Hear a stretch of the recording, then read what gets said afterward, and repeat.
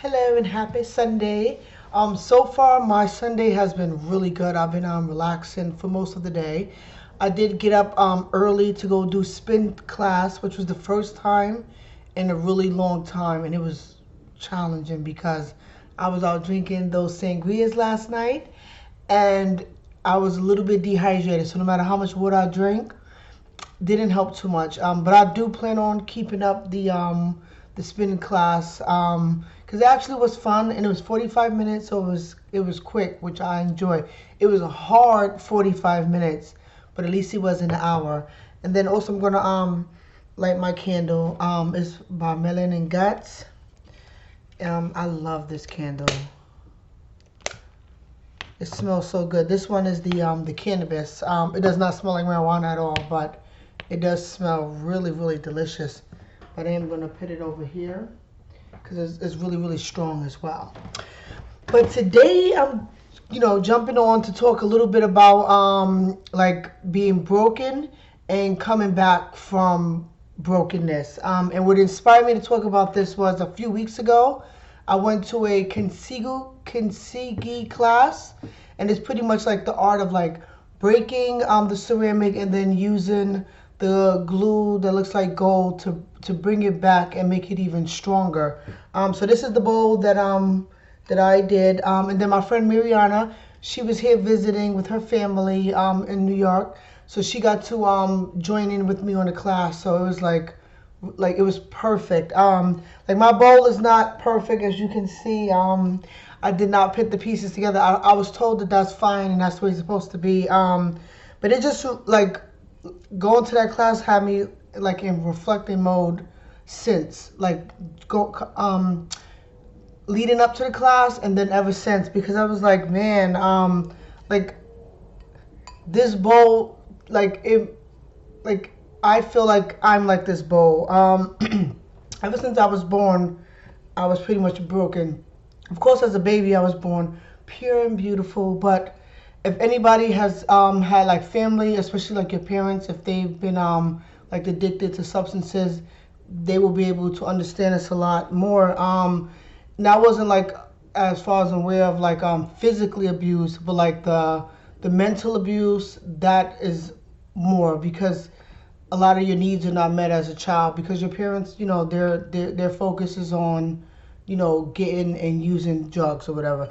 Now I did have my grandmothers and all of that, but it's still like the love from the parent was missing. And then when my parents died, because I lost both of my parents, my mother and my father, I think that like broke me into a billion pieces. And like if it was this, like if I was this bowl, it probably would have took all night to and a lot of glue to be able to put it back together. But I was put back together, and I did not do it on my own. I had like a lot of friends, family members as well, like my grandmother, my aunt, my sisters. While growing up, joining the military, like, so all of those friends was like I said, it took a long time. And this bowl is, I broke it into big pieces on purpose because I knew that I would have to put it back together.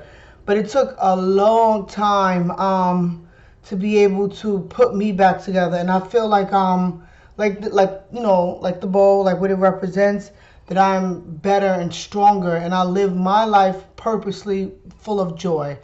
I pay close attention to like what makes me happy, not necessarily a who or a where like that, like, but like really what makes me happy. And I found out lately what makes me happy is like the balance. So I love going out, enjoying like my friends, my family, but then I also love, being to myself. Now this morning I was out doing spin, but I came home, I have my candle lit, I made me some delicious tea. I bought me some flowers. If you can see them over there, like they're fresh. They make the whole room smell good, like, because I feel like my apartment is an extension of like me. And I like it nice and clean. I like it to smell good. And I like it to just be reflective of like my spirit. And I'm going to always, try to be joyful. And there are times where I am tested. But I just try to remind myself that, whatever's pissing me off, it'll pass shortly. Like, for example, I was, at my desk. I had a more than full cup of coffee, and it literally spilled over everything. And I was like, oh my God, I just wanted to just, so I just took a break, which, which seemed counterproductive, but I was like, okay, I can't deal with this right now. So I took a break. I went up to the second floor because I work in the hospital. So I went up to the second floor, and I was able to like sit in the chapel and just really let those feelings, go through and go out. And then when I came back to my desk, like I was able to handle that situation, clean up everything, and just go from there.